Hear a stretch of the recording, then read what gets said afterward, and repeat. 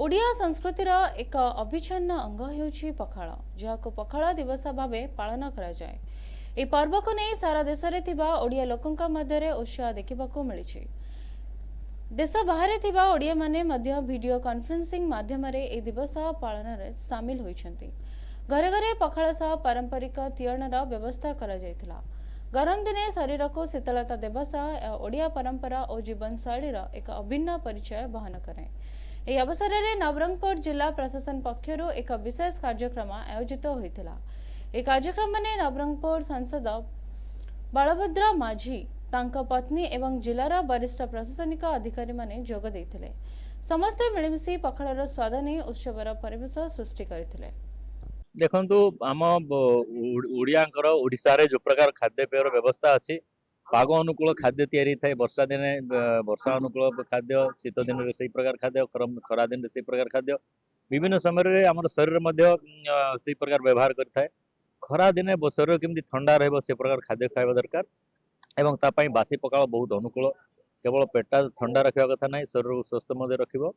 ता सहित आनुषंगिक जो तरकारी हवा कथा, बड़ीचुरा कथा कहतु, शाग भजा कहतु, माछ भजा कहतु, बहुत स्वादिष्टकर होता है। अतएव विश्व पखाल दिवस अवसर एथर आम मुख्यमंत्री श्री मोहन माझी ताकू पालन करने विभिन्न देशर रोहुथिबा ओडिया भाई भणी मानक जोड़िछंती। इंडोनेशिया ठारो नै कि अन्य देशर भाई भणी मानक विभिन्न प्रदेश रे जाइकि जो मान रहिछंती, बॉम्बे, दिल्ली, कलिकता रे तांको मध्य विसी माध्यम जोड़ा जाइछि एवं विश्व पखाल दिवस पालन करा जाउछि। से अवसर आज नवरंगपुर जिला प्रशासन तौर मध्य विसी माध्यम रे राज्य सहित जोड़ी होइथिलु एवं यही अवसर में मु समस्त को शुभेच्छा जनइबी।